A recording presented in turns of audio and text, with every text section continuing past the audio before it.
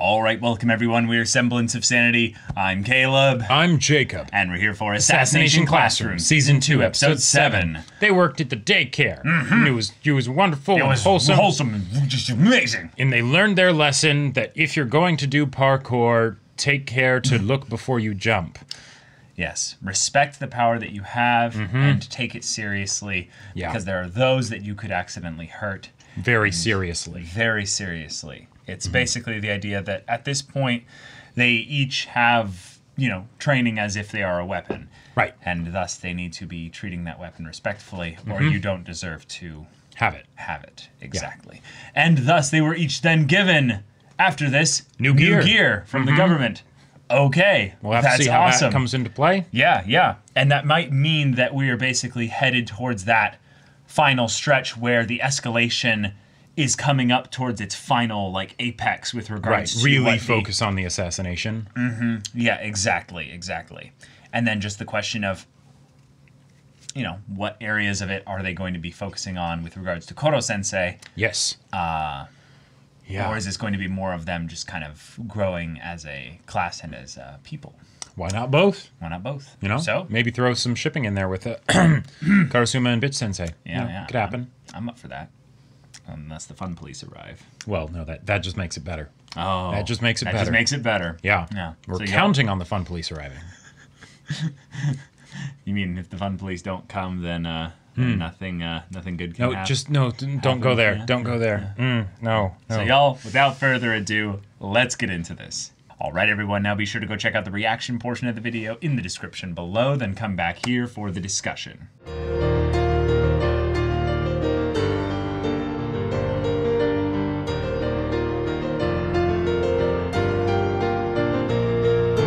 Wow, that was an episode. The whiplash back and forth this episode was insane, and I didn't hate it. I loved it. It was fantastic. I mean, that's Ass Class owns that. It prides itself on doing that. The start at which we were like, yes, the birthday episode. Exactly. Where Karasuma will be convinced to bring flowers.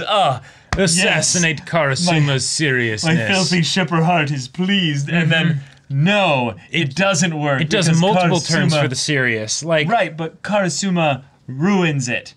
Because he tries to, make it a point about how, yes, I'm only doing this because it's the end of the world, and it's practical in that regard. And let's be real. I could see if he had said it differently, and if it was something where he was being sincere, saying, this could be the end. That could be a way to basically force them to be like, hey, do we I don't want it to be the end, right? But no, but that's not how he would do it. No. He would be like, here, I got these for you. He could have even told the truth and been like, the kids kind of pressured me to get something for you, and this is what I got. She might have been able to tell he was lying still, but she might not have cared because it was like, oh my god, an actual gift from him, that's awesome. But no. Yeah, Bitch Sensei has now flown the coop, been picked up by the Reaper. Yep. And now... But I don't think she knows he killed Lovro. Definitely not. Yeah, I don't think he has any reason to tell her that. Right. But now the kids are all captured, and the way it happened was intense. So they do the whole thing of, yes, we'll get into his bunker, and we'll have our gear, our plan and everything, and he's like, oh, yeah, good job, nice, you actually came a little bit prepared. I'm not trapped in here with you. Yeah, you're trapped in here with me. Yeah. And him showing up and just being like, you know what I was the best at?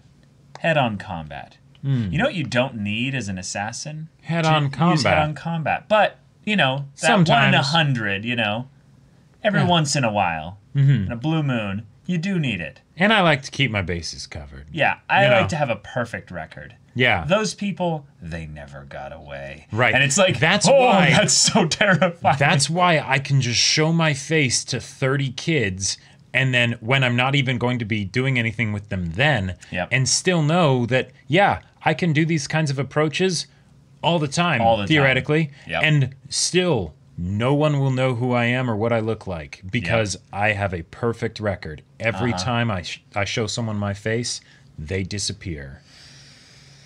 Oh my god. All right. I love it because it's like he's basically saying, I'm going to put everything into this job here. which means he's basically saying, I acknowledge that Koro Sensei is the ultimate challenge. Right. I have never faced something like him. Exactly. But hey, you know, they said no human could maybe deal with him. But that's true. That's true. Koro Sensei is not fully human. No, he is not. He does have a human heart, though. I mean, not literally, but you know. Well, right now he's a doggo. That is true. Right now he's a doggo, and he's on the hunt. I'm on the trail or something. I am no man. Or Karasuma. I am no man.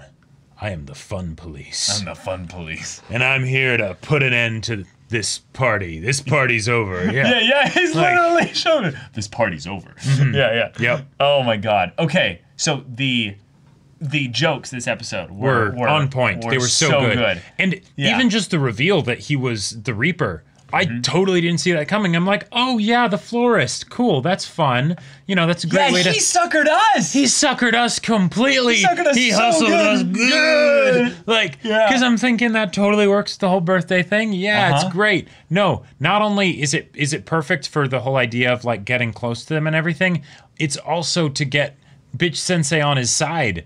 You know, because he'll do something that'll make it so that she'll finally be pushed over the edge, and then it'll be like, hey, do you really think you have a chance of assassinating Koro Sensei with these chowderheads? Yeah. Or with me? They don't even like care about assassinating him anymore. Yeah. That's probably going to be the thing that she'll like berate them for. She'll be like, sure, I wanted to work with you kids, but you don't care about assassinating him anymore. And they're like, yeah, we do. And they're like, she's going to be like, really? Really? Yeah. Really? Look at you the past like 3 months or something. And they're going to be like, oh, you're right. Yeah, if you really wanted to assassinate Koro Sensei, then join us. You can be the bait, and then if you ever get an opportunity when Koro Sensei comes in to save you, kill him. Yeah. Right? Yeah, it's actually going to be great because what Bitch Sensei is doing here is she's basically saying that this whole time that she's been with them, she got lulled into the fun and the joy of it, of just spending good time in this little peaceful little classroom. Yeah, what if I could fall in love with this doofus of a, government agent. Yeah, right. You're an assassin, and he's a government agent, and you're I'm actually those are falling basically for it. the same thing, I mean, that's kind of true. We know Karasuma has definitely killed people. Yes, like, multiple quietly and without, trace. Oh, yeah. Yeah. Yes, exactly. But the idea that she basically was like, I've been asleep all this time.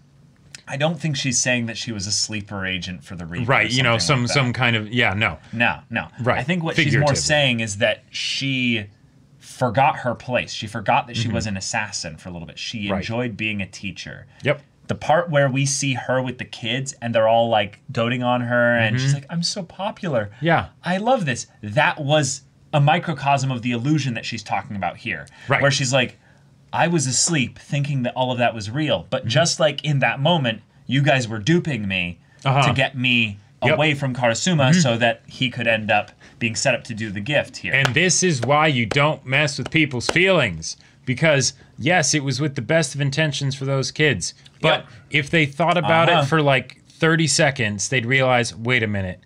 It'll be blatantly obvious when he gives her the flowers, even if we, tell him to do stuff and whatnot, that it's not actually him wanting to do it. And that's, like, that... It's the whole kids versus adults things. Kids would think that maybe they could fool them because, they're like, we could do this to each other and be fine. But no, adults, we've been around a little bit longer. We can see a little bit of those patterns, that body language and stuff. We're like, okay. Looks outside the window. You guys aren't being that subtle, by the way. Right. It's sweet, but that actually hurt. Right. Because like imagine if you had a crush, someone that you were head over heels for, right? And they clearly didn't like you right now. They didn't notice you, whatever, right? And then your friends set it up so that they not only so it's like, hey, here's a chance for you guys to hang out, right? Yeah. Because that's still meddling, but it could be like, okay, then maybe there's a possibility something could happen. But no. Here's roses for your birthday. Yeah. Right? It's like, now it's not a confession or anything, but but roses do represent, like, normally you give roses to someone you like, and it's like, oh, Yeah. Yeah. It's the whole thing of, oh, I stubbed my toe. And then they're like, oh, no. And then she gets them all. And Which, it's like, I loved that. yeah, it's the same kind of thing. It's the same kind of bait thing. And switch. Yes, the bait and switch, right. Yep. And since that's something that she had always professed to be good at, but we hadn't really seen it properly because it wasn't against Koro Sensei. Like, we'd seen it against mooks and things like that, right? But not truly how terrifying it can be when it's used well. The fact that we got to see that there, I loved that. Yeah. Yeah. But okay, the Reaper. Whatever he is, I love it. Yeah, I feel like he doesn't have to be superhuman or anything like that. But he is. Well, okay. Come on. Okay. He's either wearing super tech of some kind, or he's superhuman. Well, I'm not okay. So that is how it has to be. I feel like it's a similar thing to the principal. If they want to, like, the principal is wearing a cloak. We never saw him. Oh, the principal. No, sorry. Yeah. I keep mixing Shiro and the principal. Oh, yeah. Sorry. Yeah. Go ahead. But with the principal, yes. He's like, all these extra crazy things that it's like only in anime, right? Now with the principal, they haven't actually been literally staring at him and having him be a foggy, whatnot. Yeah, that's why I think that's tech or that is a super. Okay. Sure. Yes, his speed is not what I'm talking about, though. Right. Yeah, I'm curious, like, how literal everything is supposed to be taken, and if it's like, but yeah, it doesn't really matter either way. It doesn't really matter, but the thing is that I'm just trying to bring up the idea that if he actually thinks that he can take on Koro Sensei, then he either has super abilities or super tech, because he's just one guy. Sure. He can't logically, under any circumstances, believe he has the chance in hell of being able to do anything to Koro Sensei unless he has one of those two things, which I would say, based on how the show's progressed thus far, he logically could have one or both of those things. Now, I don't really care which one it is, personally. Sure. I just want there to be a moment where he either, reveals some aspect of himself to be, some element of whatever the project was that built Koro Sensei. And they're like, oh, no, we work with, the Reaper and stuff, but the Reaper is another failed experiment or stuff like that just, works on that level. Or it's, no, the Reaper is another response from another group of people to basically deal with problems that the world faces. And sure. Yeah. And the Reaper is the one that has, so far succeeded with a perfect track record. Right. Yeah. And the reason probably why they haven't reached out to the Reaper is probably because the Reaper doesn't even see Koro Sensei as a serious problem. Potentially, yeah. Yeah. And then it was probably only until recently that he even got info about Koro Sensei. Right, because he did mention that even with, limited data and things like that, I'll still accomplish my task. Yeah. Random thought that I just had for the next episode. So, with how things are being set up here, right? The kids are the bait. Makes sense, right? Very straightforward, effective. Doesn't need to be complicated. It's simple. On both sides, we have two players: Reaper and Bitch Sensei, Koro Sensei and Karasuma. Now, yeah, I'm no genius here, but it seems like the Reaper would be more likely to face off against Koro Sensei than Bitch Sensei. Yep. And Karasuma and Bitch Sensei may end up being the odd people out, and then they might have to get physical. Because got to save the kids and everything, right? Right. But,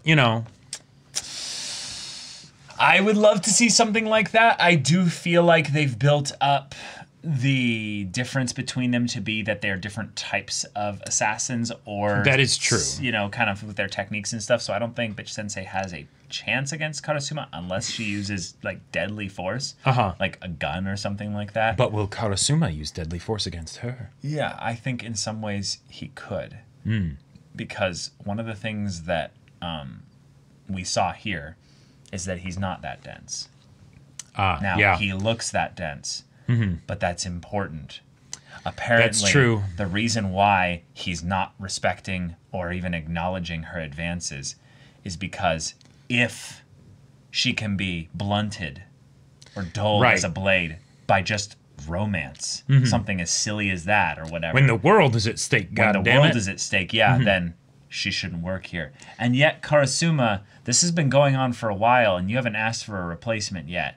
So I'm calling you on your bullshit. You know, yeah, it's a good I'm point. just gonna say, it's a good you're point. not dense. Then why didn't you get rid of her sooner? Why didn't you call for a replacement? Is it because actually you're conflicted a little bit? Maybe. Karasuma? Yeah, I am. The power of love will prevail. To be fair, she never actually directly did anything, though, with the romantic stuff. It was always in flirtations, in little innuendos, or maybe big innuendos. Yes, let's go get a room, basically, the equivalent of when they went on the vacation bit there. She was basically like, oh my, like, please take me. And he's just like, just drops her. Like, I think that's the equivalent of where he's like, you will not succeed, temptress. Do not tempt me. I have mastered the art of cock blocking. When our Twitch highlight editor put something like that, it was like, silence wench, I do not wish to be horny anymore, or something like that. And I was just like, oh my god. Yeah, Karasuma, this is going to be, I think, your problem to solve. But maybe in the heat of battle, blood pumping and heavy breathing and all of that stuff as they clash in close Bodies physical proximity, tightly like wrapped around each other, struggling for dominance over the other. Yeah, it's primal.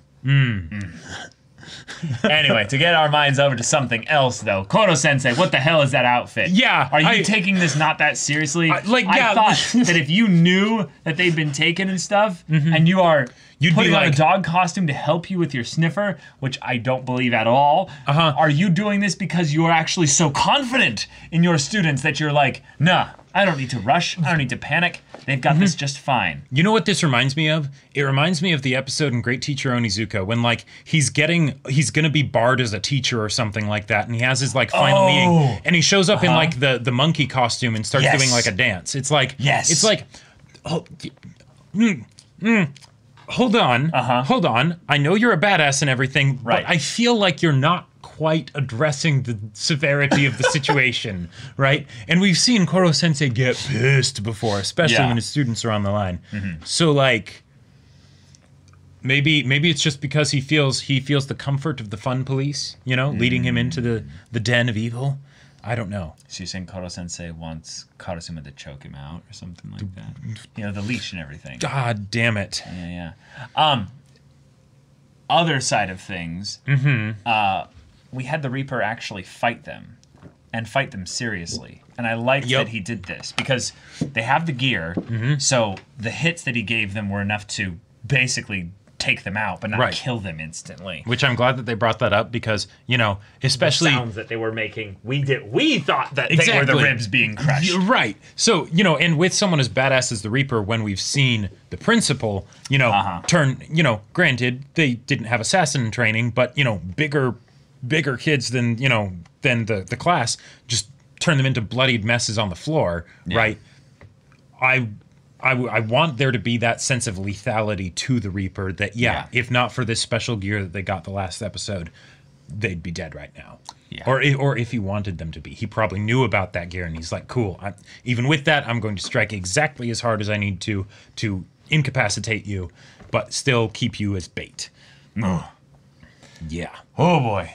So, if this is what he can do like this with his whatever that's making him look that way, and him knowing the techniques of all of them, knowing their names, knowing everything about them and stuff. Doing Nagisa, the clap thing that Nagisa figured out, but doing it perfectly.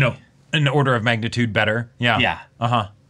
I love that. I can't tell you how many times, though, I've been a little bit tense, and a sound just happens right near me, and it literally does something to the equivalent of that, and it triggers the fight or flight instinct. So one time I was what was it?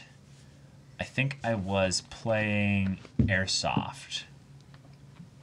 I think I was playing Airsoft. And I was in an intense situation where I was like, okay, I'm alone, but I'm sneaking up on someone. This is going well. And then someone basically from like really close behind me double shot like right at the ground to basically say give up. And there's basically a rule that we had where if you were, in a certain distance, you weren't allowed to shoot.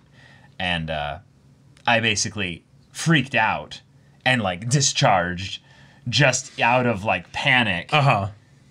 Just from the whole thing happening within the sound and stuff like that. And that was from something behind me, but I can't imagine what it would be like where you see a spectral demon thing coming at you, being the like incarnation of death itself, basically. Yeah. The Reaper. Right. And just clap right in your face like that. Yep. Whoa.